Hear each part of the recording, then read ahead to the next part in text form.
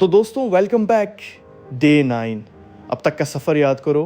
Day 8 में हमने CNS बनाया इमेजेस के लिए परफेक्ट, क्योंकि CNS स्पेस को समझता है कौन सा पिक्सल किसके पास है। लेकिन आज हम एक बिल्कुल अलग दुनिया में कदम रख रहे हैं, सीक्वेंसेस की दुनिया। सोचो एक sentence, the cat sat on the mat. यहाँ ऑर्डर मैटर्स, कैट सैट और सैट कैट दोनों में सेम वर्ड्स हैं पर मीनिंग अलग। Language, time series, audio, DNA ये सब सीक्वेंसेस हैं जहाँ हर एलिमेंट का अपना पोजीशन है और पिछले एलिमेंट्स का कॉन्टेक्स्ट आगे तक चलता है। और यही CNN और प्लेन MLP दोनों स्ट्रगल करते हैं। MLP फिक्स साइज इनपुट मांगता है पर सेंटेंसेस तो छोटे बड़े होते हैं। CNN लोकल पैटर्न्स पकड़ता है, पर द कैट जो सुबह से भूखी थी ने फाइनली खाना खाया। यहाँ खाया का कनेक्शन कैट से है जो बहुत दूर है, लॉन्ग रेंज डिपेंडेंसी। तो हमें एक ऐसा मॉडल चाहिए जो एक वेरिएबल लेंथ सीक्वेंसेस हैंडल करे, 2 ऑर्डर और पोजीशन को समझे और 3 दूरी के बावजूद एलिमेंट्स को जोड़ सके, कैट और खाया, चाहे बीच में कितने भी शब्द हों। इस चुनौती ने डीप लर्निंग की एक पूरी जनरेशन को डिफाइन किया। पहले आए RNNs, रिकरेंट न्यूरल नेटवर्क्स, फिर LSTMs, उनका गेटेड अपग्रेड। ये आर्किटेक्चर्स काम कर गए, फिर एक दीवार से टकरा गए और उस दीवार को तोड़ने के लिए जो आइडिया आया 2017 में एक पेपर के साथ जिसका नाम था attention is all you need, उसने पूरी AI को बदल दिया। GPT, BERT, हर बड़ा लैंग्वेज मॉडल सब उसी एक आइडिया पे खड़े हैं। तो आज का सफ़र यही है, पहले समझेंगे सीक्वेंस प्रॉब्लम क्या है और RNN LSTM कहाँ टूटते हैं, फिर खोलेंगे अटेंशन, ट्रांसफॉर्मर का दिल और अंत में पाइटॉर्च में एक मिनी ट्रांसफॉर्मर खुद बनाएंगे और देखेंगे कि असली फाउंडेशनल मॉडल्स LLMs ट्रेन कैसे होते हैं। चलिए शुरू करते हैं। सबसे पहले सीक्वेंस को मशीन देखती कैसे है। सबसे पहला सवाल, मशीन टेक्स्ट को समझती कैसे है। कंप्यूटर को तो सिर्फ नंबर्स आते हैं, कैट एक शब्द है, उसके लिए मशीन के पास कोई मीनिंग नहीं। तो पहला स्टेप है टोकनाइजेशन। सेंटेंस को टुकड़ों में तोड़ो, टोकन्स। ये टुकड़े वर्ड्स हो सकते हैं या सब वर्ड्स या कैरेक्टर्स। अनबिलीवेबल को शायद अनबिलीवेबल में तोड़ा जाए। हर टोकन को एक नंबर दिया जाता है, एक ID वोकैबुलरी में उसकी जगह है। पर सिर्फ ID काफ़ी नहीं, ID नंबर 5 और नंबर 6 इनमें कोई मीनिंग नहीं कि 5 6 के पास है। इसलिए हम हर टोकन को एक वेक्टर में बदलते हैं, एम्बेडिंग एक लर्न्ड लिस्ट ऑफ नंबर्स है जो उस टोकन का मीनिंग कैप्चर करती है। किंग और क्वीन के एम्बेडिंग्स पास होंगे, किंग और बनाना दूर। सोचो हर शब्द को एक हाई डायमेंशनल स्पेस में एक पॉइंट की तरह, जहाँ सिमिलर मीनिंग्स पास, अलग मीनिंग्स दूर। ये वेक्टर्स ट्रेनिंग के दौरान सीखे जाते हैं ग्रेडियंट से, बिल्कुल वैसे जैसे डे 8 में वेट सीखे थे। तो अब हमारा सेंटेंस द कैट सैट बन गया वेक्टर्स की एक सीक्वेंस, 3 टोकन्स, हर एक एक वेक्टर। ये वेक्टर्स ही मॉडल का असली इनपुट हैं। पर एक चीज़ अभी मिसिंग है, वेक्टर्स की सीक्वेंस में मॉडल को कैसे पता चले कि द पहले आया और सैट बाद में, ऑर्डर की इंफॉर्मेशन। RNN के लिए ये ऑटोमेटिक था, क्यों वो आगे समझेंगे। ट्रांसफॉर्मर्स में इसे अलग से ऐड करना पड़ता है, पोजिशनल इंकोडिंग, उस पर बाद में आएंगे। अभी के लिए पिक्चर पकड़ो, टेक्स्ट को तोड़ो टोकन्स में, हर टोकन को बदलो एक लर्न्ड वेक्टर में और बन गई एक सीक्वेंस ऑफ वेक्टर्स। अब सवाल, इस सीक्वेंस को प्रोसेस कैसे करें ताकि हर एलिमेंट का कॉन्टेक्स्ट आगे तक जाए। इसका पहला जवाब था RNN। चलो देखते हैं। RNN recurrent neural network. Idea बहुत एलिगेंट है और एक इंसानी इंट्यूशन से आता है। जब आप एक वाक्य पढ़ते हो, आप हर शब्द को अकेला नहीं पढ़ते, आप पिछले शब्दों की मेमोरी साथ लेकर चलते हो। RNN यही करता है। RNN के पास एक चीज़ है जो उसे स्पेशल बनाती है, एक हिडन स्टेट, इसे मेमोरी समझो।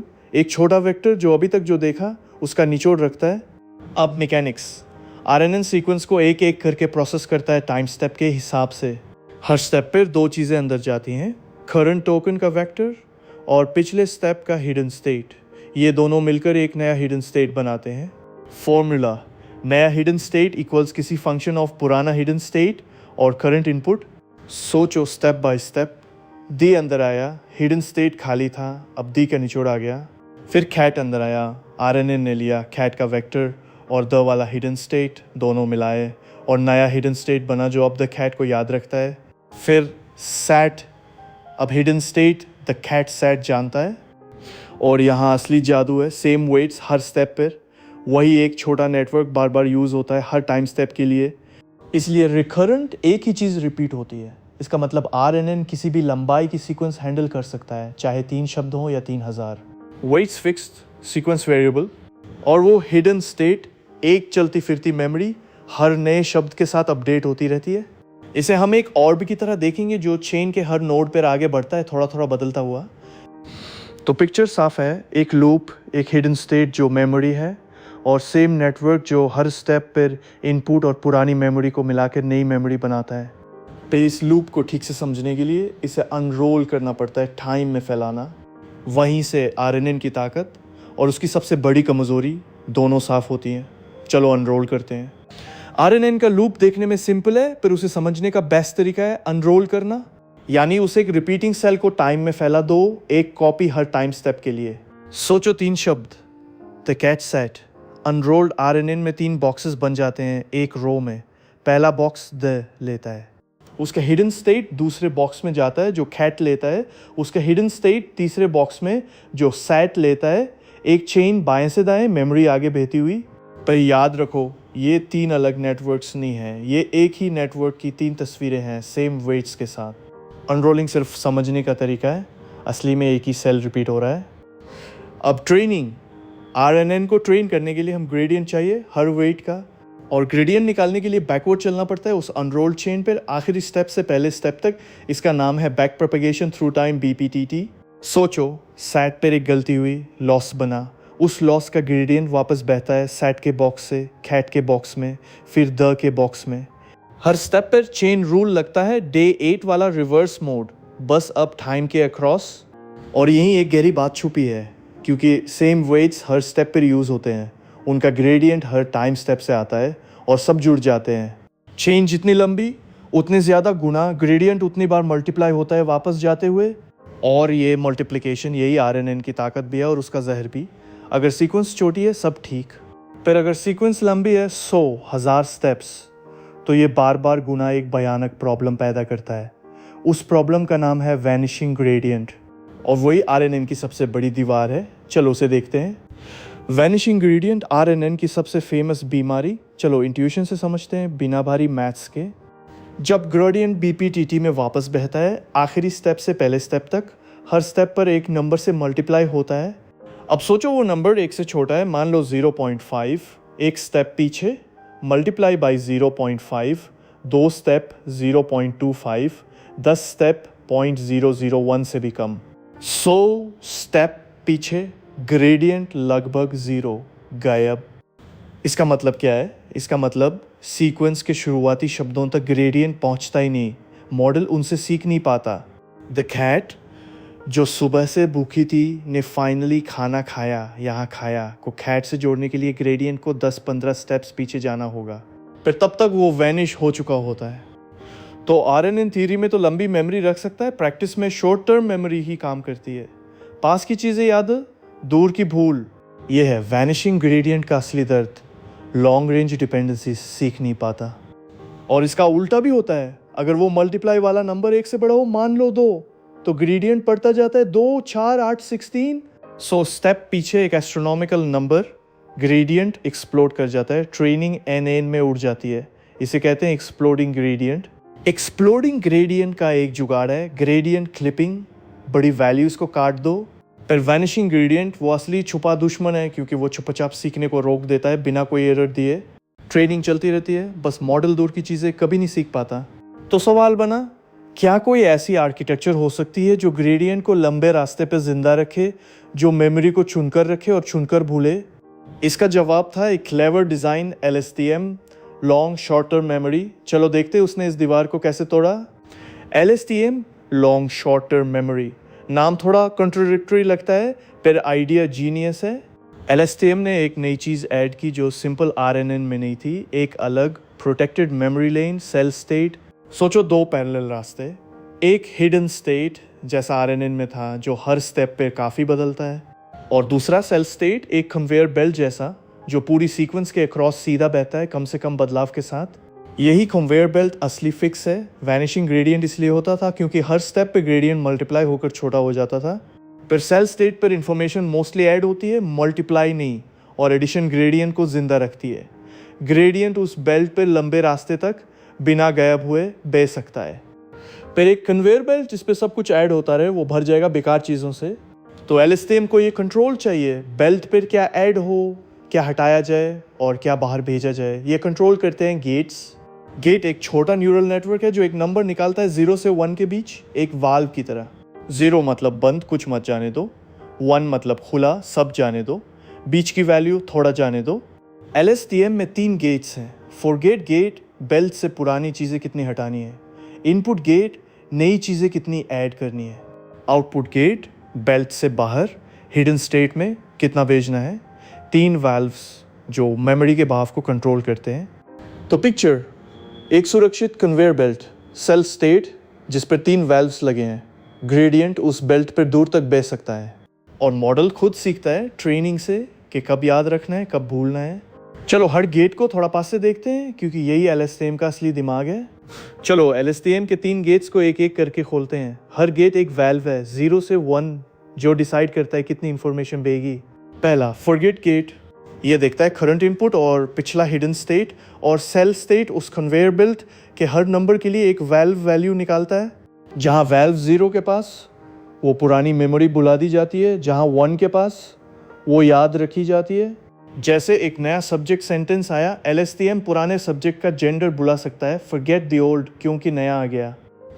दूसरा इनपुट गेट, ये डिसाइड करता है कि नई इंफॉर्मेशन में से क्या बेल्ट पर ऐड करना है। 2 हिस्से, एक वाल्व कितना ऐड करे और एक कैंडिडेट क्या ऐड करे, दोनों मिलकर बेल्ट पर नई मेमोरी लिखते हैं। पुराना बुलाया फॉरगेट गेट से, नया लिखा इनपुट गेट से और सेल स्टेट अपडेट हो गया। तीसरा आउटपुट गेट, सेल स्टेट पूरी मेमोरी में से अभी इस स्टेप पे कितना बार भेजना है हिडन स्टेट में, क्योंकि हर चीज़ हर वक्त रिलेवेंट नहीं। आउटपुट गेट बेल्ट से एक फिल्टर्ड वर्जन निकालता है जो अगला हिडन स्टेट बनता है और वही प्रिडिक्शन के लिए यूज़ होता है। तो एक स्टेप में फॉरगेट गेट पुरानी मेमोरी छांटता है, इनपुट गेट नहीं लिखता है, सेल स्टेट अपडेट होता है मोस्टली एडिशन से और आउटपुट गेट से फिल्टर्ड मेमोरी बाहर आती है। 4 चीज़ें, एक स्मूथ पाइपलाइन और एक variant GRU gated recurrent unit, यही काम कम गेट्स में करता है। 2 गेट्स, एक कंबाइंड मेमोरी, हल्का तेज़ अक्सर उतना ही अच्छा। डिटेल अलग, फिर वही गेट से मेमोरी को कंट्रोल करो ताकि ग्रेडियंट जिंदा रहे। तो LSTM और GRU ने वैनिशिंग ग्रेडियंट को काफ़ी हद तक हराया। ईयर्स तक ये स्टेट ऑफ द आर्ट थे, ट्रांसलेशन, स्पीच, टेक्स्ट सब में। पर एक दीवार अब भी बाकी थी, एक ऐसी दीवार जो गेट से नहीं टूटी। चलो उसे देखते हैं क्योंकि वही ट्रांसफार्मर के जम की कहानी है। LSTM ने वैनिशिंग ग्रेडियंट को काफ़ी हद तक संभाल लिया, पर 2 गहरी दीवारें बाकी रह गईं और इन्होंने ही ट्रांसफार्मर को जम दिया। पहली दीवार सीक्वेंशियल प्रोसेसिंग, RNN और LSTM दोनों को एक स्टेप पूरा करना पड़ता है तभी अगला शुरू होता है, क्योंकि स्टेप 2 को स्टेप 1 का हिडन स्टेट चाहिए। यानी आप पूरी सीक्वेंस को एक साथ प्रोसेस नहीं कर सकते एक एक करके लाइन में। और यहाँ मॉडर्न हार्डवेयर होता है, GPUs जो डीप लर्निंग को चलाते हैं, हज़ारों चीज़ें एक साथ पैरेलल में करने के लिए बने हैं। पर RNN कहता है रुको, पहले स्टेप 1 फिर 2 फिर 3। फरारी को ट्रैफिक जैम में डाल दिया, 1000 कोर वाला GPU, और RNN उसे एक एक शब्द पर इंतज़ार करवाता है। इसका सीधा असर ट्रेनिंग बहुत धीमी, और जब डेटा इंटरनेट स्केल हो अरबों शब्द तो ये धीमापन दीवार बन जाता है। आप बड़े मॉडल्स ट्रेन ही नहीं कर सकते अगर आर्किटेक्चर पैरेललाइज नहीं होती। दूसरी दीवार, चाहे LSTM की मेमोरी बेटर हो फिर भी जानकारी को एक फिक्स साइज वेक्टर से गुजरना पड़ता है स्टेप दर स्टेप। बहुत लंबी डिपेंडेंसी, 100-200 शब्द दूर, अभी भी कमज़ोर। मेमोरी एक नैरो पाइप से गुजरती है, कुछ तो खो ही जाता है। तो प्रॉब्लम क्लियर हो गई, हमें एक आर्किटेक्चर चाहिए जो 2 चीज़ें करे। एक, पूरी सीक्वेंस को एक साथ पैरेलल में देखे ताकि GPU की पूरी ताकत लग सके, और 2, किसी भी 2 पोजीशंस को सीधे जोड़े, चाहे वो कितने भी दूर हो, बिना बीच के सब स्टेप से गुजरे। सोचो क्या हो अगर हर शब्द बाकी हर शब्द को सीधे एक ही कदम में देख सके, न लूप, न कन्वेयर बेल्ट, न दूरी की टेंशन, हर पोजीशन हर दूसरी पोजीशन से डायरेक्ट कनेक्शन। यही एक रेवोल्यूशनरी आइडिया था, इसका नाम अटेंशन। और एक छोटी सी आर्किटेक्चर इनकोडर डिकोडर में इसने पहली बार अपनी झलक दिखाई। चलो वहाँ चलते हैं। अटेंशन की कहानी शुरू होती है एक प्रॉब्लम से, मशीन ट्रांसलेशन इंग्लिश से फ्रेंच। इसके लिए एक डिज़ाइन था इनकोडर डिकोडर या SQ to SQ। Idea simple, 2 RNNs। पहला इनकोडर पूरे इंग्लिश सेंटेंस को पढ़ता है शब्द दर शब्द और अंत में एक वेक्टर बनाता है पूरे वाक्य का निचोड़, इसे कॉन्टेक्स्ट वेक्टर कहते हैं। फिर दूसरा डिकोडर उस एक वेक्टर से शुरू करके फ्रेंच सेंटेंस जनरेट करता है शब्द दर शब्द। पर यहाँ एक गहरी कमजोरी छुपी है। पूरा इंग्लिश सेंटेंस चाहे 5 शब्दों या 50 एक ही फिक्स साइज वेक्टर में दबा दिया जाता है। सोचो एक पूरी किताब को एक पोस्टेड नोट पर लिखने की कोशिश, छोटी बात आ जाएगी, पर लंबी बात में बहुत कुछ खो जाएगा। इसका नाम है इंफॉर्मेशन बॉटलनेक। डिकोडर के पास सिर्फ वो एक पोस्टेड नोट है। अगर इंग्लिश सेंटेंस लंबा था, उसके शुरुआती हिस्से उस नोट में दबकुचल चुके होते हैं, इसलिए लंबे वाक्यों का ट्रांसलेशन खराब हो जाता था। तो 2040-50 में एक सवाल उठा, डिकोडर को पूरे सेंटेंस को एक वेक्टर में स्क्वीज करके देने की जगह क्यों न डिकोडर को छूट दी जाए कि वो हर शब्द जनरेट करते वक्त वापस मुड़कर पूरे इंग्लिश सेंटेंस को देख ले। जो भी लिखना है उसके लिए इंग्लिश के सबसे रेलेवेंट शब्दों पर फोकस कर ले, यानी एक फिक्स निचोड़ नहीं, बल्कि हर स्टेप पर एक डायनेमिक लुक बैक। फ्रांस लिखते वक्त इंग्लिश के फ्रांस पे ज़्यादा ध्यान, कैपिटल लिखते वक्त कैपिटल पर।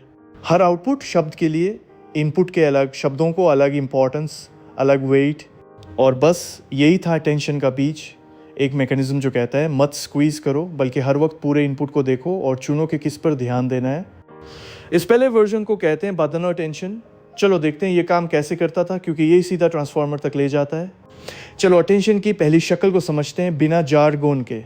आइडिया को एक लाइन में, डिकोडर हर शब्द बनाते वक्त इनपुट के हर शब्द को एक अटेंशन वेट देता है, कितना ध्यान दूं, और फिर उन सब का वेटेड एवरेज लेता है। सोचो डिकोडर फ्रेंच का अगला शब्द लिखने वाला है, उसके पास है अपना करंट स्टेट, मैं भी क्या ढूंढ रहा हूँ। अब वो इनकोडर के हर हिडन स्टेट से, यानी इंग्लिश के हर शब्द से पूछता है तू मेरे काम का है या नहीं। हर शब्द के लिए एक स्कोर निकालता है, एक मैच कितना अच्छा है।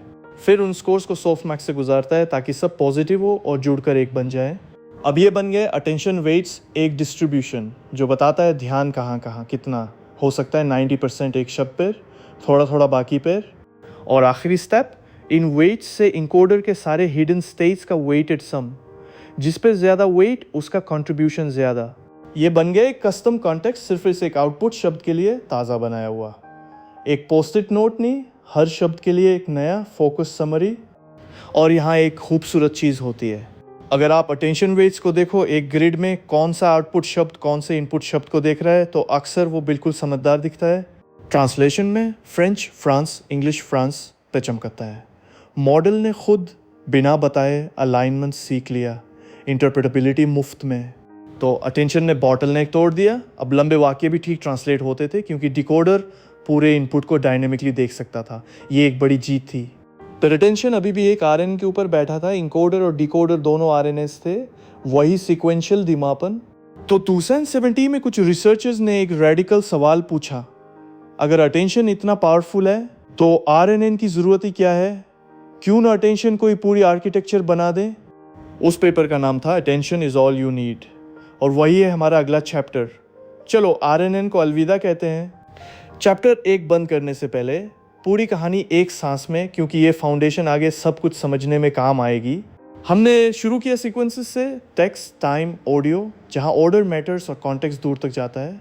मशीन के लिए हमने टेक्स्ट को तोड़ा टोकन्स में, और हर टोकन को बदला एक लर्न्ड वेक्टर में, एम्बेडिंग। फिर आया आरएनएन, एक लूप, एक हिडन स्टेट जो मेमोरी है, सेम वेट्स हर स्टेप पर, एलिगेंट, पर एक दीवार से टकराया वैनिशिंग ग्रेडियंट। लंबे रास्ते पर ग्रेडियंट मल्टीप्लाई होकर गायब, इसलिए लॉन्ग रेंज डिपेंडेंसीज नहीं सीख पाया। एलएसटीएम ने वो दीवार काफ़ी तोड़ी, एक सुरक्षित सेल स्टेट, एक कन्वेयर बेल्ट जिस पर इंफॉर्मेशन मोस्टली ऐड होती है, और 3 गेट्स, फॉरगेट, इनपुट, आउटपुट, जो मेमोरी को कंट्रोल करते हैं। ग्रेडियंट अब दूर तक जिंदा रह सकता था। पर 2 दीवारें बाकी रह गईं, एक सीक्वेंशियल प्रोसेसिंग जो जीपीयू की पैरेलल ताकत को वेस्ट करता है, ट्रेनिंग को धीमा करता है। 2 बहुत लंबी डिपेंडेंसीज अभी भी कमज़ोर। और फिर आया अटेंशन, इनकोडर डिकोडर के बॉटलनेक का जवाब, एक फिक्स निचोड़ नहीं, बल्कि हर आउटपुट शब्द के लिए पूरे इनपुट पर एक डायनामिक फोकस नज़र। स्कोर्स निकालो, सॉफ्ट मैक्स से वेट्स बनाओ, वेटेड सम लो, और बोनस अटेंशन वेट्स खुद इंटरप्रेटेबल, अलाइनमेंट साफ दिखता। तो हम यहाँ खड़े हैं, अटेंशन प्रूवन पावरफुल है, पर अभी भी एक आरएनएन के ऊपर बैठा है, वही धीमापन। और अगला chapter, attention is all you need, एक झटके में आरएनएन को हटा देता है, सिर्फ अटेंशन से पूरी आर्किटेक्चर ट्रांसफॉर्मर। अगले चैप्टर में हम खोलेंगे सेल्फ अटेंशन, जहाँ हर शब्द बाकी हर शब्द को सीधे देखता है, क्वेरीज, कीज, वैल्यूज, बिना जार्गन के। और देखेंगे कि एक ही कदम में, पैरेलल में, पूरी सीक्वेंस कैसे प्रोसेस होती है। ये वही आइडिया है जो जीपीटी और हर बड़े लैंग्वेज मॉडल को चलाता है। चलो ट्रांसफॉर्मर के अंदर चलते हैं। तो चलो ट्रांसफॉर्मर के दिल में उतरते हैं, सेल्फ अटेंशन। और मैं वादा करता हूँ बिना एकेडमिक जार्गन के।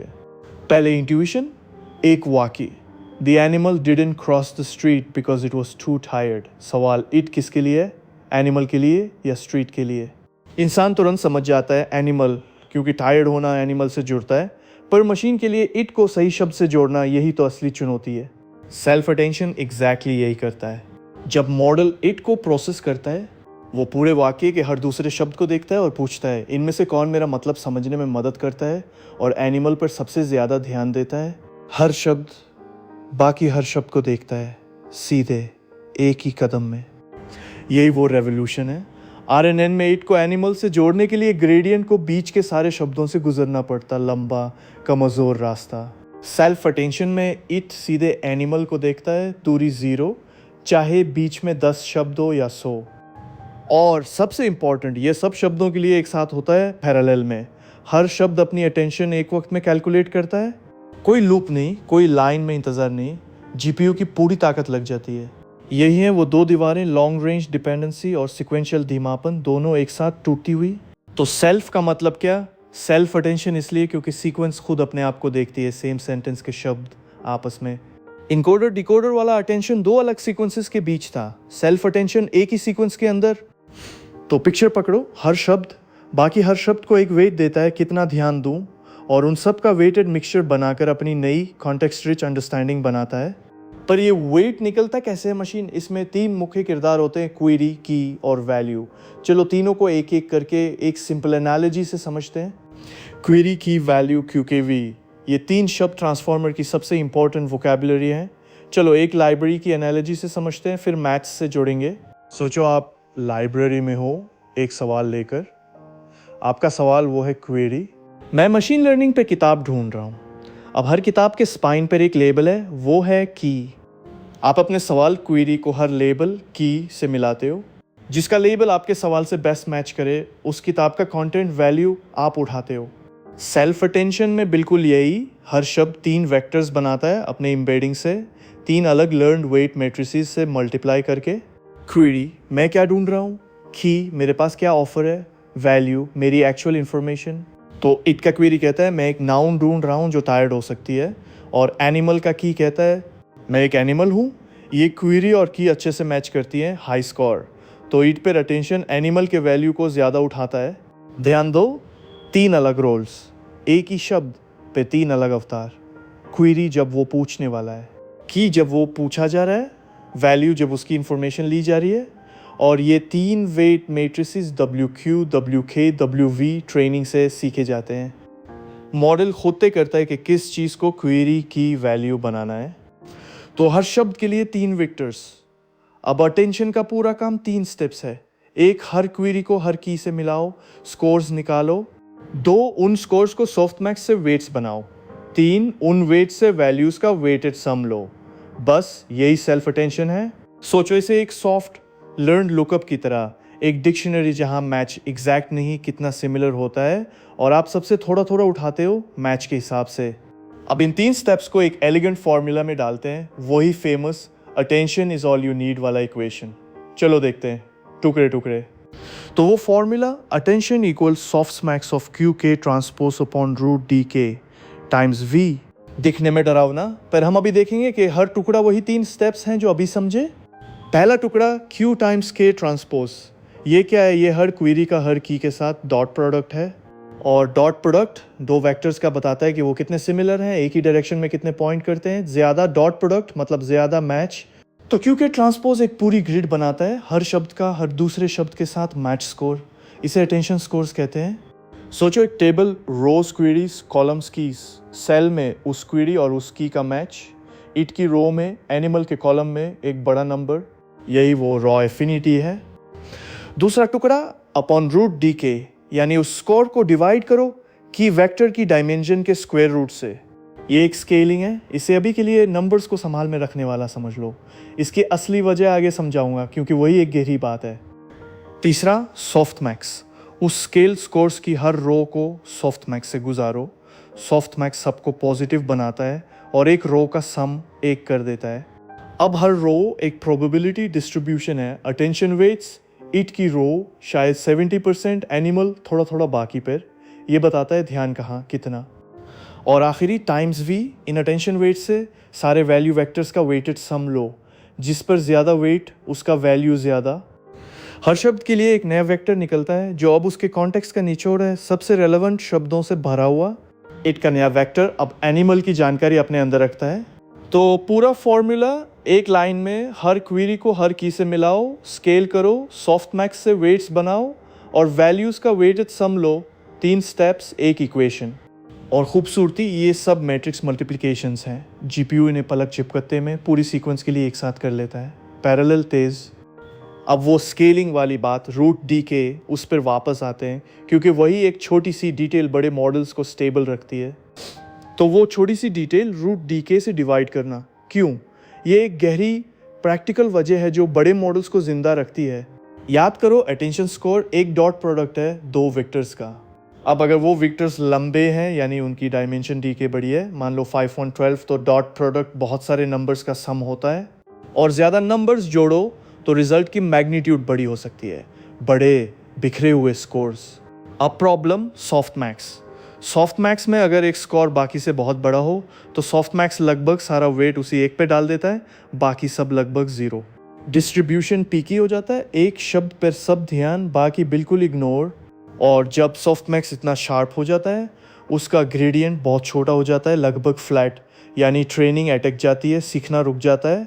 तो फिक्स स्कोर्स को रूट डी के से डिवाइड करो, ये उनकी मैग्नीट्यूड को कंट्रोल में ले आता है, चाहे डिमेंशन कितनी भी बड़ी हो।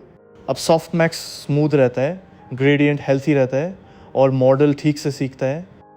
इंट्यूशन एक लाइन में, जैसे जैसे वेक्टर्स लंबे होते हैं, डॉट प्रोडक्ट्स बड़े होते जाते हैं, रूट डी के उन्हें वापस एक सेंसिबल स्केल पे ले आता है, इसलिए इसे स्केल डॉट प्रोडक्ट अटेंशन कहते हैं।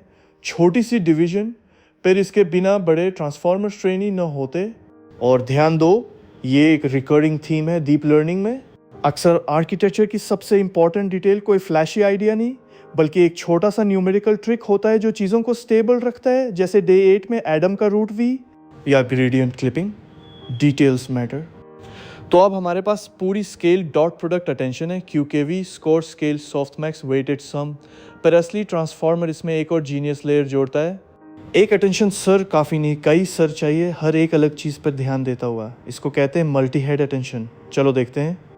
Multi head attention, idea simple पर बहुत पावरफुल।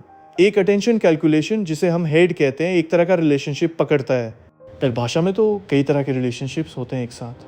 सोचो, एक वाक्य, एक रिलेशनशिप, इट किस नाउन को रिफर करता है, दूसरा कौन सा वर्ब किस सब्जेक्ट का है, तीसरा कौन से एडजेक्टिव्स किस चीज़ को डिस्क्राइब करते हैं।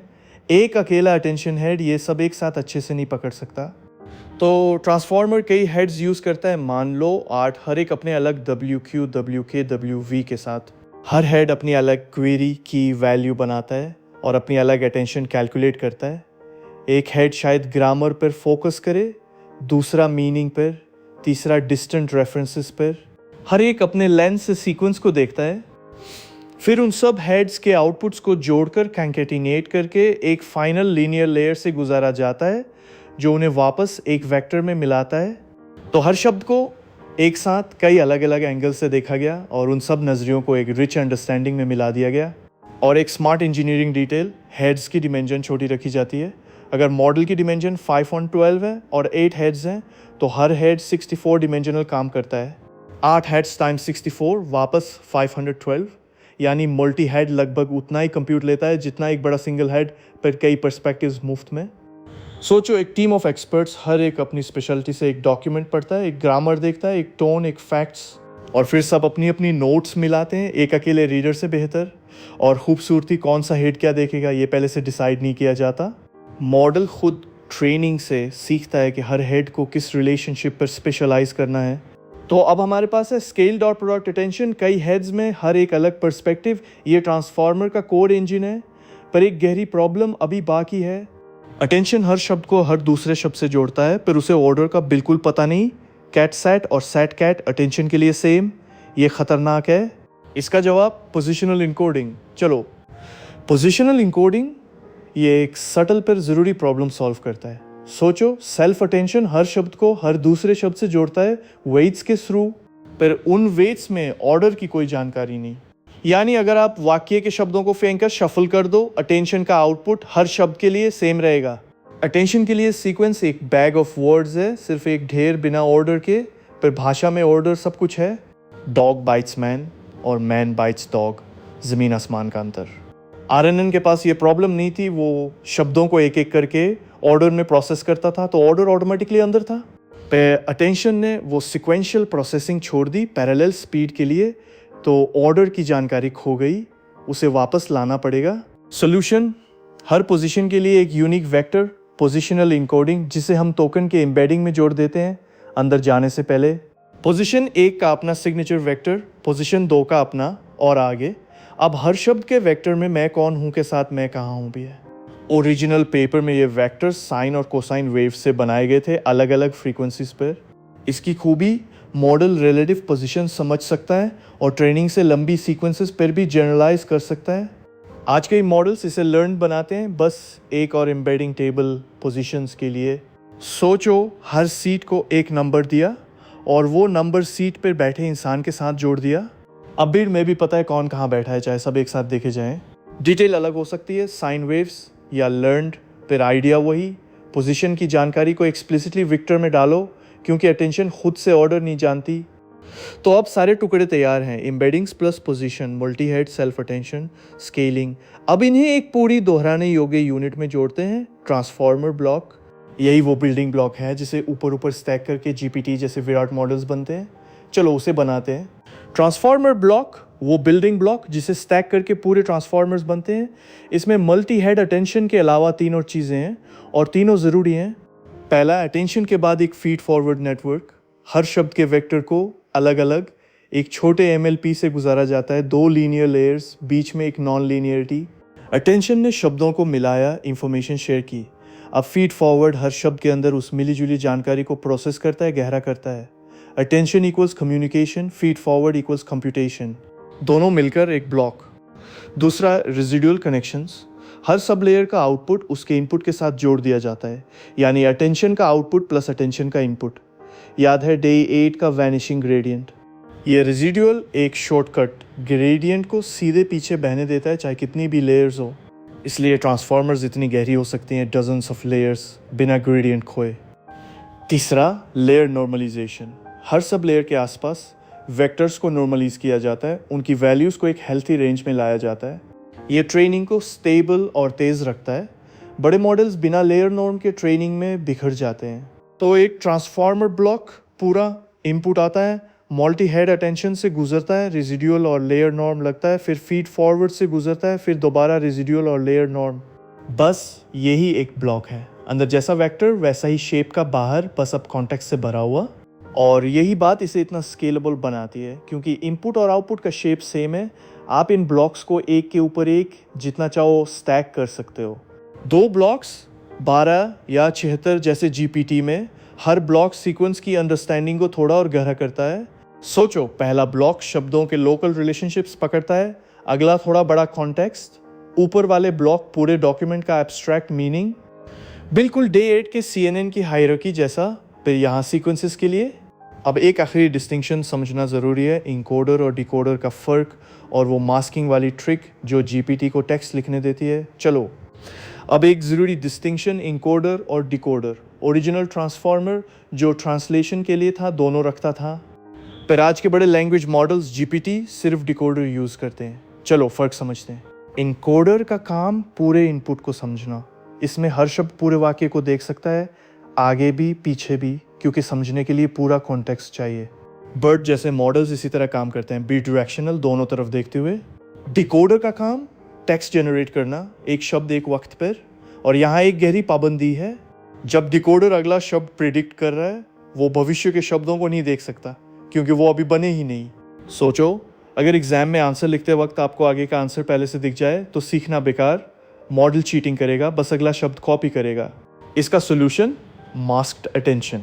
अटेंशन स्कोर्स की ग्रिड में हम फ्यूचर पोजीशंस को मास्क कर देते हैं, उन्हें -∞ दे देते हैं, ताकि सॉफ्टमैक्स के बाद उनका वेट 0 हो जाए।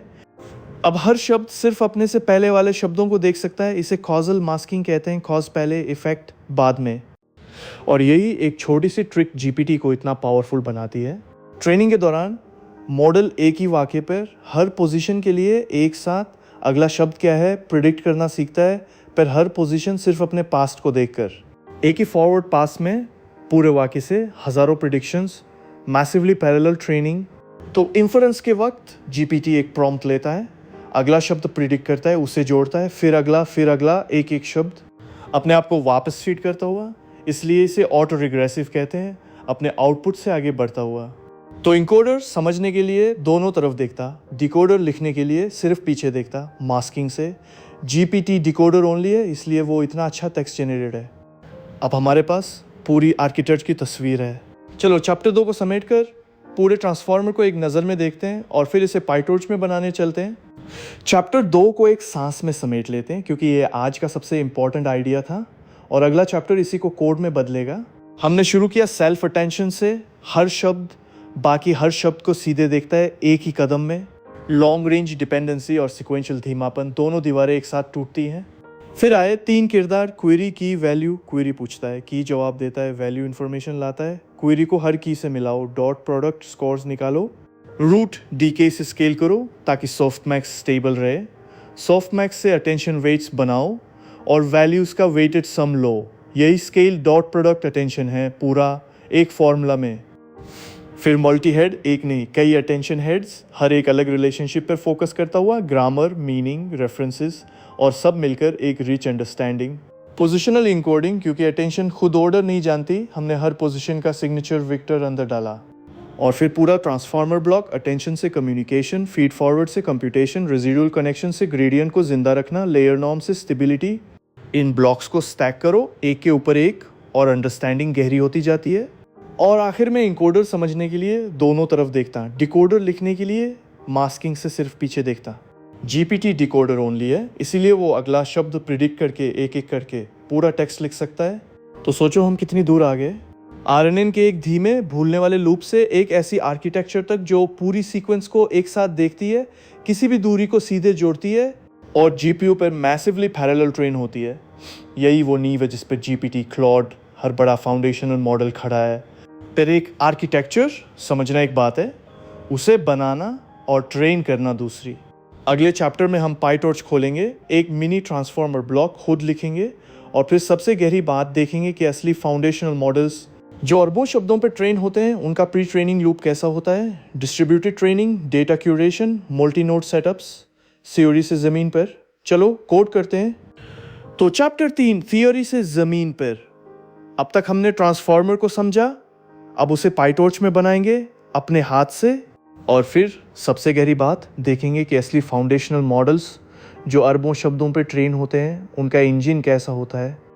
पहले एक छोटा टीचिंग स्केल मिनी ट्रांसफार्मर, एक मिनी जीपीटी। यही वही आर्किटेक्चर है जो जीपीटी चलाता है, बस बहुत छोटा। और खूबसूरती यह है, डे 8 से लेकर आज तक जो भी सीखा, एन, मॉड्यूलर, फॉरवर्ड पास, ऑटोग्राड, ऑप्टिमाइज़र, वो सब यहाँ एक साथ आएगा। हमारा प्लान साफ है। पहले एक सिंगल सेल्फ अटेंशन हेड लिखेंगे, क्यूकेवी, स्कोर्स, मास्क, सॉफ्टमैक्स, वेटेड सम, वही फॉर्मूला अब कोड में। फिर उसे मल्टी हेड बनाएंगे। फिर एक पूरा transformer block, attention plus feed forward, residual और लेयर नॉर्म के साथ। फिर उन ब्लॉक्स को स्टैक करके एक मिनी जीपीटी। और जब वो तैयार हो जाएगा हम उस पर एक असली ट्रेनिंग ऑब्जेक्टिव लगाएंगे, नेक्स्ट टोकन प्रिडिक्शन। और वही ऑब्जेक्टिव जब अरबों शब्दों और हज़ारों जीपीयूज पर स्केल होता है, जीपीटी बन जाता है। छोटा मॉडल, वही असली आइडिया। और इसमें मैं आपको सिर्फ कोड नहीं दिखाऊंगा, मैं दिखाऊंगा कि हर लाइन किस थ्योरी से आती है। जब आप देखेंगे कि वो डरावना अटेंशन फॉर्मूला पाइटॉर्च में सिर्फ 3-4 लाइन्स है, तो ट्रांसफार्मर का डर हमेशा के लिए चला जाएगा। और फिर चैप्टर का दूसरा हाफ जो मुझे सबसे ज़्यादा एक्साइटिंग लगता है, एक मिनी मॉडल लैपटॉप पर ट्रेन करना एक बात है, पर जीपीटी स्केल मॉडल 100 अरब पैरामीटर्स, इंटरनेट पर डेटा, वो एक लैपटॉप तो क्या एक जीपीयू पर भी फिट नहीं होता। तो वो ट्रेन कैसे होते हैं? यहीं आती है वो असली engineering, distributed training, data curation, multi node setups. वो हिस्सा हम गहराई से खोलेंगे क्योंकि वही मॉडर्न एआई की असली रियलिटी है। तो 2 हिस्से, पहले बनाओ फिर स्केल करो। चलो पाइटॉर्च खोलते हैं और पहला सेल्फ अटेंशन हेड लिखते हैं। चलो पहला सेल्फ अटेंशन हेड लिखते हैं। याद रखो formula Q K transpose scale mask softmax times V. अब देखो ये कोड में कितना साफ है। हम एक क्लास बनाते हैं इन्हें मॉड्यूलर से इनहेरिट करके, अंदर 3 लीनियर लेयर्स की क्वेरी वैल्यू के लिए एन एन लेयर बिना बायस के जो इनपुट एम्बेडिंग को बदलता है, हर टोकन के लिए एक की, एक क्वेरी, एक वैल्यू वेक्टर। ये वही डब्ल्यू की डब्ल्यू वी है जो हमने थ्योरी में देखे। फॉरवर्ड फंक्शन में इनपुट आता है शेप बैच टाइम चैनल्स के साथ। पहले k इक्वल्स की of x, q equals query of x। 2 lines में सारे कीज और क्वेरीज बन गए पूरी सीक्वेंस के लिए एक साथ।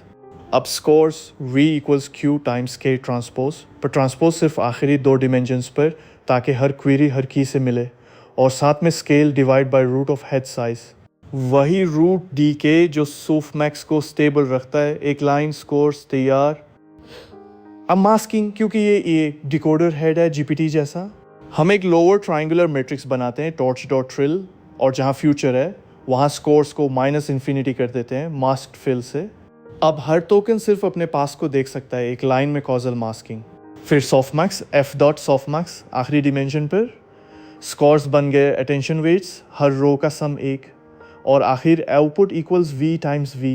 वेट्स से वैल्यूज का वेटेड सम, बस सेल्फ अटेंशन पूरा हो गया। गिनो तो key, query, value, score, scale, mask, softmax, weighted sum, 7 चीज़ें 7-8 लाइंस। वही फॉर्मूला जो डरावना लगता था अब आपके सामने चलता हुआ कोड। और ध्यान दो हमने कहीं डेरिवेटिव नहीं लिखा, कोई ग्रेडियंट नहीं। ऑटोग्राड डे 8 वाला सब संभाल लेगा, हम सिर्फ फॉरवर्ड लिखते हैं। तो एक हेड तैयार। पे याद है एक हेड काफ़ी नहीं, हमें कई चाहिए हर एक अलग पर्सपेक्टिव के लिए। चलो इसे मल्टी हेड बनाते हैं और फिर पूरा ट्रांसफॉर्मर ब्लॉक।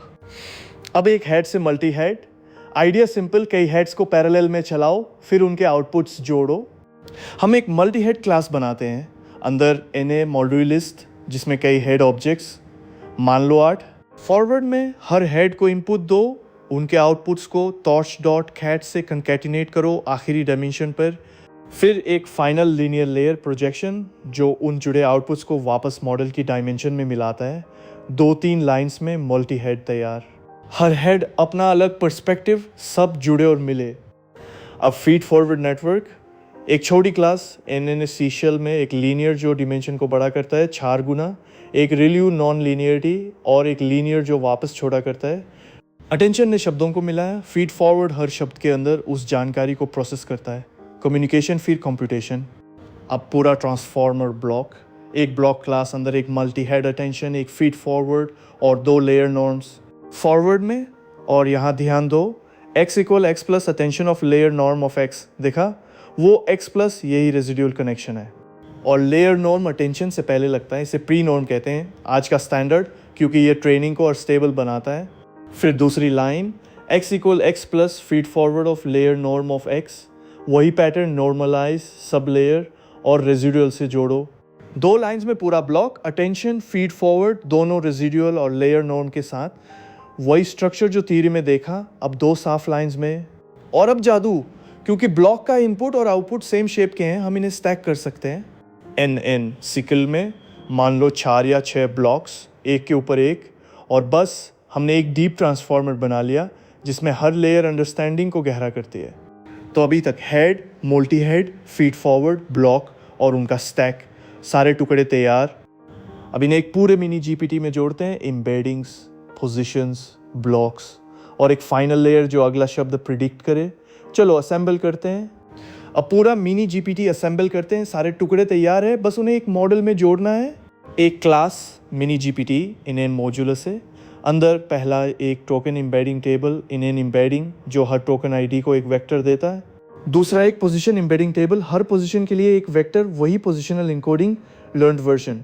तीसरा हमारे ट्रांसफॉर्मर ब्लॉक्स का स्टैक, और चौथा एक फाइनल लेयर नॉर्म और एक लीनियर लेयर जो हर पोजीशन पर वोकैबुलरी साइज का आउटपुट देता है, यानी अगला शब्द क्या है के लिए एक स्कोर हर पॉसिबल टोकन को। फॉरवर्ड में टोकन आईडीज अंदर आते हैं, शेप बैच बाय टाइम। पहले टोकन एम्बेडिंग्स उठाओ, फिर पोजीशन एम्बेडिंग्स जोड़ो, हर टोकन को बताता है वो कहाँ है। ये 2 जुड़कर अंदर जाते हैं, फिर ब्लॉक से गुजरो अटेंशन और फीड फॉरवर्ड, लेयर दर लेयर, फिर फाइनल लेयर नॉर्म, और आखिर में उस लीनियर लेयर से लॉजिक्स, हर पोजीशन पर हर पॉसिबल अगले शब्द का स्कोर। शेप्स को बेल्ट पर बहता देखो, जैसे डे 8 के CNN में देखा था।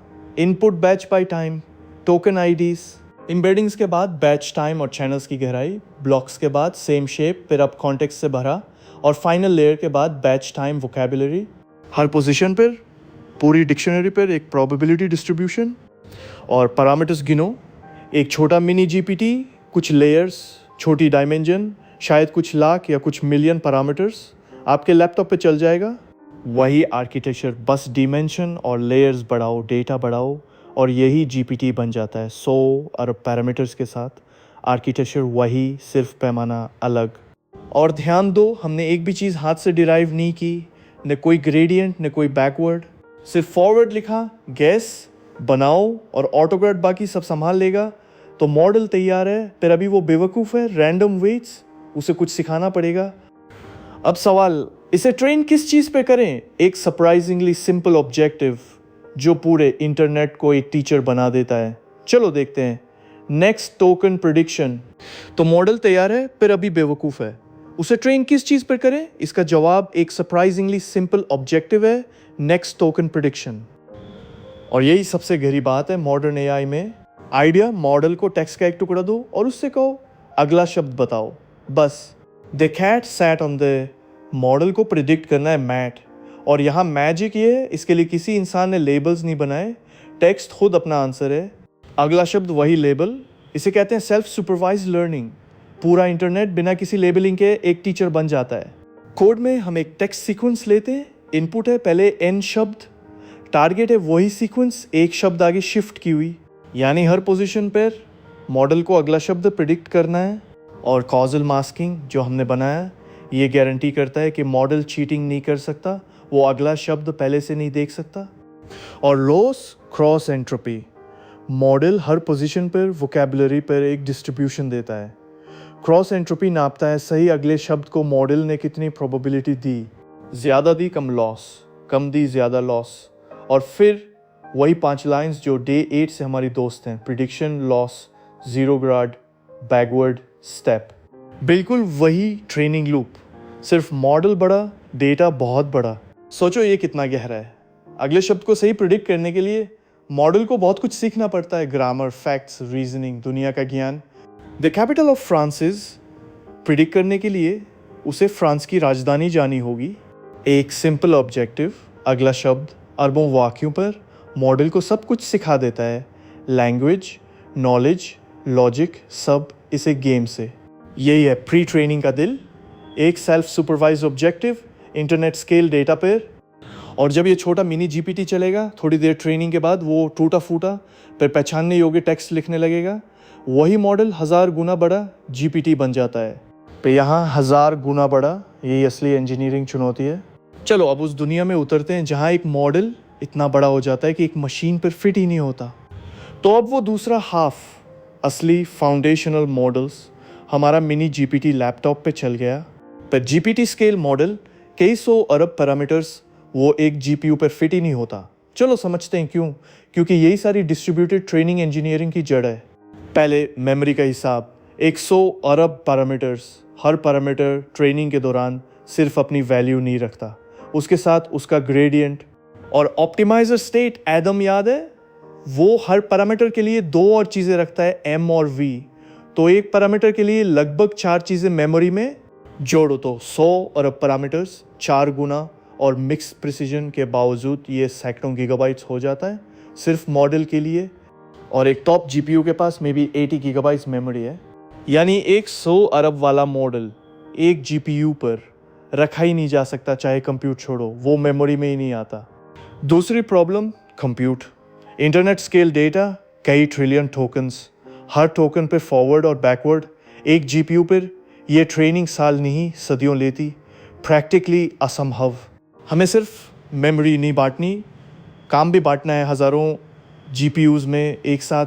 तो 2 अलग चुनौतियां हैं, एक मॉडल इतना बड़ा कि एक मशीन में फिट नहीं, 2 डेटा इतना ज़्यादा कि एक मशीन सालों साल लेगा। और इनके जवाब अलग अलग तरह के पैरेललिज्म हैं। मैं आगे 3 मुख्य तरीके खोलूँगा, पहला डेटा पैरेललिज्म, जब मॉडल तो फिट हो जाए पर डेटा बहुत ज़्यादा हो। दूसरा मॉडल पैरेललिज्म और शार्डिंग, जब मॉडल खुद इतना बड़ा हो कि उसे टुकड़ों में बांटना पड़े। तीसरा पाइपलाइन पैरेललिज्म, मॉडल की लेयर्स को अलग मशीन्स में, और असली बड़े मॉडल्स ये तीनों एक साथ यूज़ करते हैं। तो याद रखो, ये जो भी हम आगे देखेंगे उसकी जड़ एक सिंपल सच है, एक मॉडल एक मशीन पर फिट नहीं होता और एक डेटा एक मशीन पर वक्त पर प्रोसेस नहीं होता। इनके जवाब ही मॉडर्न एआई इंफ्रास्ट्रक्चर हैं। चलो सबसे सिंपल से शुरू, डेटा पैरेललिज्म। पहला और सबसे कॉमन डेटा पैरेललिज्म, इसे तब यूज़ करते हो जब मॉडल एक जीपीयू पर फिट हो जाता है पर डेटा इतना ज़्यादा है कि एक जीपीयू धीमा पड़ जाता है। आइडिया मॉडल की एक पूरी कॉपी हर जीपीयू पे रखो, मान लो 8 जीपीयूज़, 8 आइडेंटिकल कॉपीज़। अब एक बड़ा बैच लो और उसे 8 टुकड़ों में बांट दो, हर जीपीयू को एक अलग टुकड़ा। हर जीपीयू अपने टुकड़े पर, अपनी कॉपी पर फॉरवर्ड और बैकवर्ड चलाता है पैरेलल में एक साथ। 8 जीपीयूज़, 8 अलग डेटा स्लाइसेस एक ही वक्त पर। एक प्रॉब्लम, अब हर जीपीयू के पास अपने अलग ग्रेडियंट्स हैं अपने डेटा के हिसाब से। अगर सब अपनी अपनी अपडेट कर लें तो 8 अलग मॉडल्स बन जाएंगे। हमें सबको सिंक करना होगा, सबके ग्रेडियंट्स को एक एवरेज पे लाना होगा ताकि सब एक ही मॉडल बने। और यहाँ आता है वो ऑपरेशन जो डिस्ट्रीब्यूटेड ट्रेनिंग का दिल है, ऑल रिड्यूस। ऑल रिड्यूस सभी जीपीयूज़ के ग्रेडियंट्स को लेता है, उनका सम या एवरेज निकालता है और वो रिजल्ट सभी जीपीयूज़ को वापस दे देता है। अब हर जीपीयू के पास सेम एवरेज ग्रेडियंट है, सब एक साथ सेम स्टेप लेते हैं, मॉडल सिंक रहते हैं। सोचो 8 स्टूडेंट्स एक ही किताब के अलग चैप्टर्स पढ़ रहे हैं, हर कोई अपने नोट्स बनाता है, फिर सब अपने नोट्स एक दूसरे से मिलाते हैं, एक कंबाइंड समरी बनाते हैं और सबके पास वही फाइनल समरी आ जाती है। यही ऑल रिड्यूस है, हर जीपीयू सीखता अपने डेटा से, फिर सब मिलकर एक ही ज्ञान पे पहुंचते हैं। और ये ऑल रिड्यूस हार्डवेयर लेवल पर बहुत ऑप्टिमाइज किया जाता है रिंग ऑल रिड्यूस जैसे एल्गोरिदम से, जहां जीपीयूज़ एक रिंग में ग्रेडियंट्स पास करते हैं ताकि नेटवर्क पर कम से कम डेटा बहे। क्योंकि जब हज़ारों जीपीयू सिंक हो रहे हों, कम्युनिकेशन खुद एक बॉटलनेक बन जाता है। पूरी लाइब्रेरी NCCL सिर्फ इसी के लिए है। तो डेटा पैरेललिज्म, एक लाइन में मॉडल हर जगह कॉपी करो, डेटा बांट दो, सब पैरेलल चले और ग्रेडियंट्स को ऑल रिड्यूस से सिंक करो। ट्रेनिंग 8 गुना या 1000 गुना तेज़, पर यह सिर्फ तब काम करता है जब मॉडल एक जीपीयू पर फिट हो और जीपीटी स्केल मॉडल फिट नहीं होता। तो जब मॉडल खुद इतना बड़ा हो कि एक मशीन में ना आए, तब हमें मॉडल को ही टुकड़ों में बांटना पड़ता है। चलो मॉडल पैरेललिज्म और शार्डिंग। अब वो मुश्किल केस, मॉडल इतना बड़ा कि एक जीपीयू पर फिट ही नहीं होता। इसका जवाब, मॉडल को ही बांट दो जीपीयूज़ के बीच। इसके 2 मुख्य रूप हैं। पहला टेंसर पैरेललिज्म, याद है ट्रांसफार्मर के अंदर बड़े मैट्रिक्स मल्टीप्लिकेशंस हैं अटेंशन और फीड फॉरवर्ड में। टेंसर पैरेललिज्म एक सिंगल मैट्रिक्स मल्टीप्लिकेशन को ही कई जीपीयूज़ में बांट देता है। एक बड़ा वेट मैट्रिक्स, उसे कॉलम्स में काट दो, आधा एक जीपीयू पर, आधा दूसरे पर।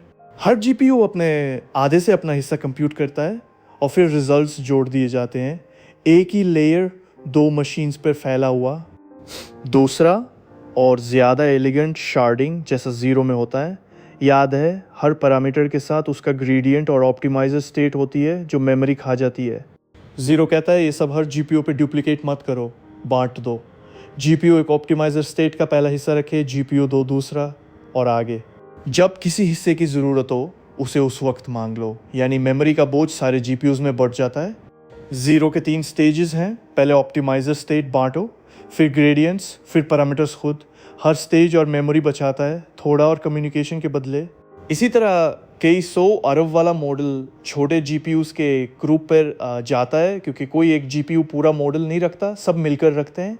सोचो एक विराट इंसाइक्लोपीडिया जो एक शेल्फ पे नहीं आता, तो उसे वॉल्यूम्स में बांट दो, हर शेल्फ एक वॉल्यूम।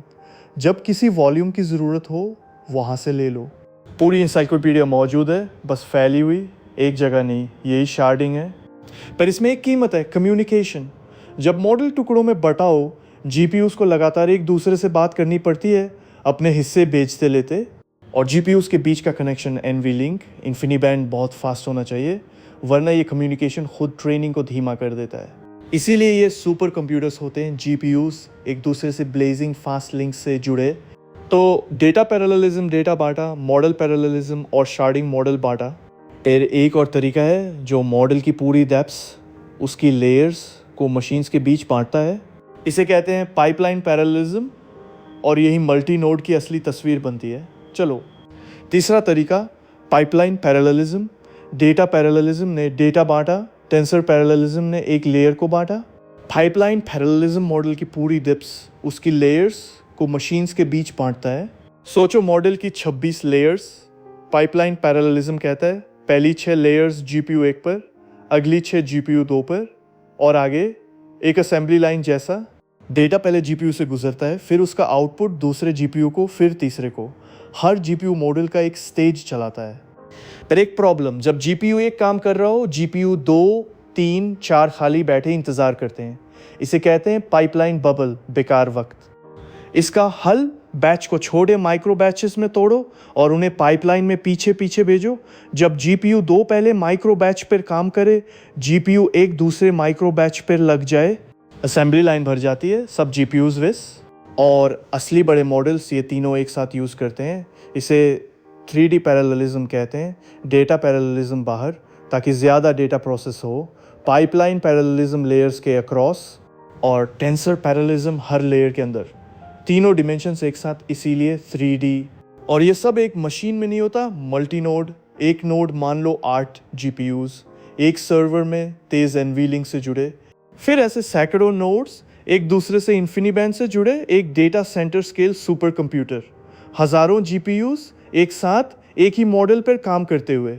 सोचो पैमाना, GPT जैसे मॉडल को ट्रेन करने में हज़ारों GPUs हफ्तों या महीनों तक लगातार चलते हैं, करोड़ों रुपये की बिजली और हार्डवेयर, और ये सब एक ही ऑब्जेक्टिव के लिए। अगला शब्द प्रिडिक्ट करना अरबों बार। ये इंजीनियरिंग खुद एक अलग कला है, उतनी मुश्किल जितनी आर्किटेक्चर। और जब इतने सारे GPUs इतने लंबे समय तक चलें, कुछ फेल होना तय है। एक GPU गर्म होकर बंद, एक नोड क्रैश। तो ये सिस्टम्स चेक पॉइंट्स लेते रहते हैं बीच बीच में, पूरा मॉडल सेव, ताकि फेलियर पर फिर से शून्य से शुरू न करना पड़े। यही और बहुत कुछ मिलकर असली प्री ट्रेनिंग लूप बनाते हैं। चलो उसे एक नज़र में देखते हैं, क्योंकि वही GPT बनने की असली कहानी है। अब एक हिस्सा जिसे लोग अक्सर अंडररेट करते हैं, पर जो मॉडल की क्वालिटी को सबसे ज़्यादा तय करता है, डेटा क्यूरेशन। एक फेमस कहावत है, गार्बेज इन गार्बेज आउट। बड़े मॉडल्स में ये 10 गुना सच है। सोचो आप पूरा इंटरनेट उठाते हो, ट्रिलियंस ऑफ टोकन्स, पर इंटरनेट में बहुत कुछ कचरा है। स्पैम, डुप्लीकेट पेजेस, टूटा HTML, गाली गलौज, गलत जानकारी। अगर मॉडल ये सब बिना छाने खाए, वो यही सीखेगा। तो पहला बड़ा काम फिल्टरिंग और क्लीनिंग। पहला स्टेप डिडुप्लिकेशन। इंटरनेट पर एक ही चीज़ हज़ारों बार कॉपी होती है। अगर मॉडल सेम पैराग्राफ बार बार देखे, वो उसे रटता है, जनरलाइज नहीं करता। तो नियर डुप्लीकेट पेजेस को ढूंढो और हटाओ। ये खुद एक मैसिव कंप्यूटेशनल काम है, ट्रिलियंस ऑफ डॉक्यूमेंट्स पर। दूसरा, क्वालिटी फिल्टरिंग। हर डॉक्यूमेंट को एक क्वालिटी स्कोर दो। क्या ये एक इंसान का लिखा साफ टेक्स्ट है या मशीन जनरेटेड स्पैम? अक्सर एक छोटा क्लासिफायर ट्रेन करते हैं, अच्छा डेटा कैसा दिखता है, और उससे पूरे कॉर्पस को छांटते हैं, कम क्वालिटी बाहर। तीसरा, सेफ्टी और टॉक्सिसिटी फिल्टरिंग। नफरत, हिंसा, प्राइवेट जानकारी, इन्हें हटाना या कम करना। और legal, copyright, personal data concerns भी। ये सिर्फ टेक्निकल नहीं, एथिकल काम है। चौथा, डेटा मिक्सचर। कितना कोड, कितना इंग्लिश, कितनी दूसरी भाषाएं, कितना मैथ्स, कितना साइंस, ये प्रोपोर्शंस मॉडल की एबिलिटीज़ को शेप करते हैं। ज़्यादा कोड, बेहतर कोडिंग, ये एक रिसर्च टॉपिक है अपने आप में। और ये सब होने के बाद टोकनाइजेशन, पूरे कॉर्पस पे ट्रिलियंस ऑफ शब्दों को टोकन्स में बदलना एक फिक्स वोकेबुलरी के साथ, ये एक बार का पैर भारी प्री प्रोसेसिंग है। और ध्यान दो, ये सारा डेटा पाइपलाइन ट्रेनिंग के साथ साथ GPUs को बिना रुके फीड करता रहना चाहिए। अगर डेटा पाइपलाइन धीमा हुआ, हज़ारों GPUs भूखे बैठे रहेंगे, करोड़ों का हार्डवेयर आइडल। तो याद रखो, मॉडल आर्किटेक्चर और डिस्ट्रीब्यूटेड ट्रेनिंग कितने भी एडवांस्ड हों, अगर डेटा गंदा है, मॉडल गंदा होगा। अक्सर दो टीम्स के बीच का फ़र्क आर्किटेक्चर नहीं, डेटा क्वालिटी होती है। अब जब डेटा तैयार है, मॉडल डिस्ट्रीब्यूटेड है, असली प्री ट्रेनिंग लूप कैसा दिखता है? चलो एक नज़र।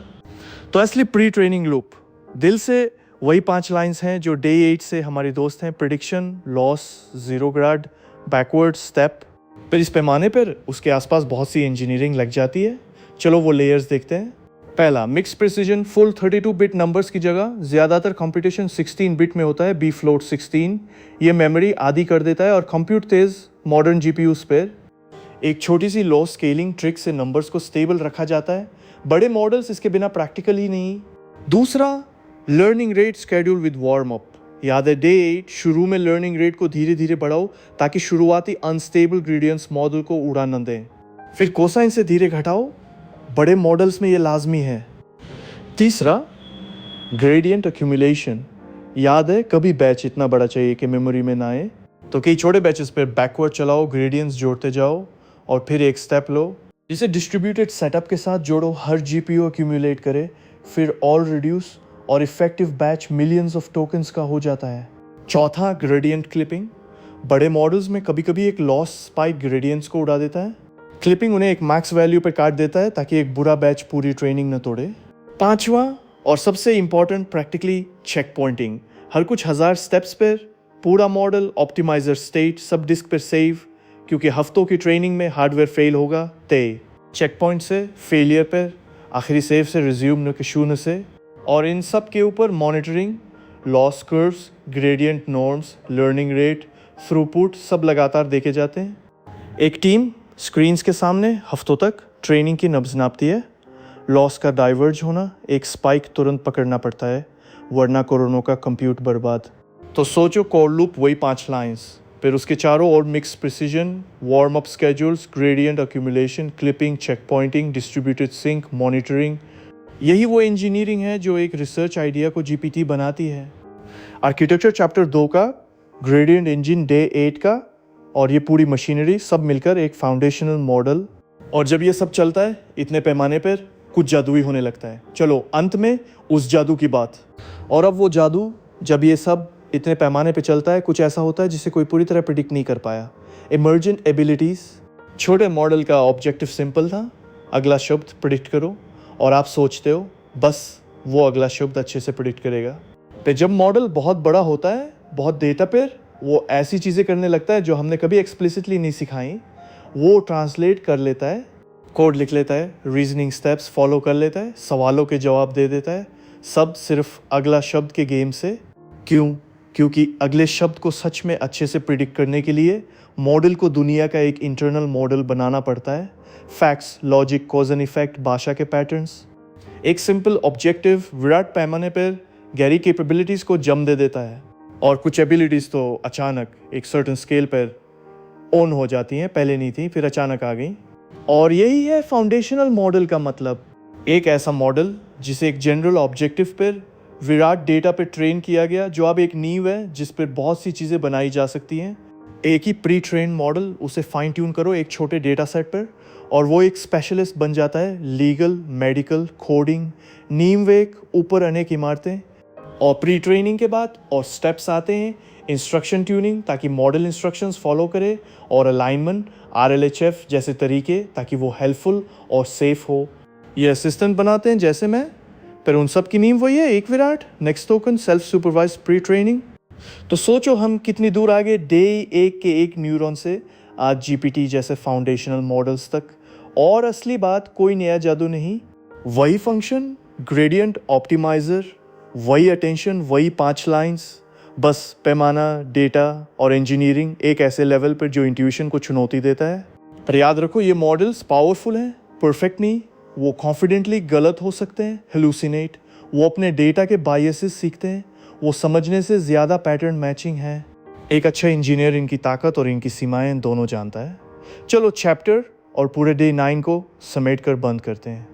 तो डे 9 का पूरा सफ़र एक साथ, क्योंकि आज हम मॉडर्न AI के बिल्कुल दिल तक पहुँचे। हमने शुरू किया सीक्वेंस प्रॉब्लम से, टेक्स्ट, टाइम, ऑर्डर जहाँ मैटर करता है। RNN ने एक लूप से मेमोरी बनाई, पर वैनिशिंग ग्रेडियंट से लंबी याद खो बैठा। LSTM ने गेट्स और एक सुरक्षित सेल स्टेज से वो दीवार तोड़ी, पर सीक्वेंशियल धीमापन और बहुत लंबी डिपेंडेंसी, 2 दीवारें बाकी रह गईं। फिर आया अटेंशन और चैप्टर 2 का कोर, सेल्फ अटेंशन। हर शब्द, बाकी हर शब्द को सीधे एक कदम में देखता है। क्वेरी, की वैल्यू, स्केल, सॉफ्टमैक्स, वेटेड सम, मल्टी हेड, अलग अलग पर्सपेक्टिव्स, पोजिशनल इंकोडिंग, ऑर्डर के लिए, और पूरा transformer block, attention, feed forward, residual, layer norm, जिसे स्टैक करके विराट मॉडल्स बनते। और चैप्टर 3 में थियरी से ज़मीन, हमने पाइटोच में एक मिनी जीपीटी खुद बनाया, हेड, ब्लॉक, स्टैक, सब। एक सिंपल ऑब्जेक्टिव पर ट्रेन किया, next token prediction, self supervise जहाँ टेक्स्ट खुद अपना टीचर है, और फिर देखा कि असली फाउंडेशनल मॉडल्स कैसे स्केल होते हैं, डेटा पैरेललिज्म और ओल्ड रिड्यूस, टेंसर और pipeline parallelism, sharding, multi node super computers, data curation और वो पूरा प्री ट्रेनिंग लूप। और वो धागा जो सब कुछ जोड़ता है वही जो डे 8 में था। एक, अपनी प्रॉब्लम के आकार का फंक्शन डिज़ाइन करो सीक्वेंसेस के लिए, ट्रांसफॉर्मर। 2, ऑटोग्राड से ग्रेडियंट्स मुफ्त में लो। 3, एक ऑप्टिमाइज़र से उन पर उतरो, फंक्शन ग्रेडियंट ऑप्टिमाइज़र। बस पैमाना बदला, 1 न्यूरॉन से 100 अरब तक। और एक रवैया जो पूरे सफ़र में लौट लौट कर आया, ईमानदारी। ये मॉडल्स जितने पावरफुल हैं उतने ही सीमित भी। वो हेल्यूसिनेट करते हैं, बाइसेस सीखते हैं, समझने से ज़्यादा पैटर्न मैच करते हैं। अच्छा, इंजीनियर ताकत और सीमा दोनों साफ जानता है। अगर आप यहाँ तक साथ रहे, आरएनएन के लूप से, अटेंशन के आर्क से, डिस्ट्रीब्यूटेड ट्रेनिंग के सुपर कंप्यूटर्स तक, तो सचमुच शुक्रिया। आपने सिर्फ एक आर्किटेक्चर नहीं सीखी, आपने समझा कि पूरी मॉडर्न एआई किस नींव पर खड़ी है। कोड खुद चलाओ, मिनी जीपीटी बनाओ, उसे कुछ शब्दों पे ट्रेन करो, उसे टूटते बनते देखो। इंट्यूशन स्लाइड से नहीं, हाथ गंदे करने से आती है। तो अभी के लिए इतना ही। कीप बिल्डिंग, कीप क्वेश्चनिंग, और हर पावरफुल टूल की सीमा को उतना ही जानो जितना उसकी ताकत को। अगली बार फिर मिलेंगे। Bye bye.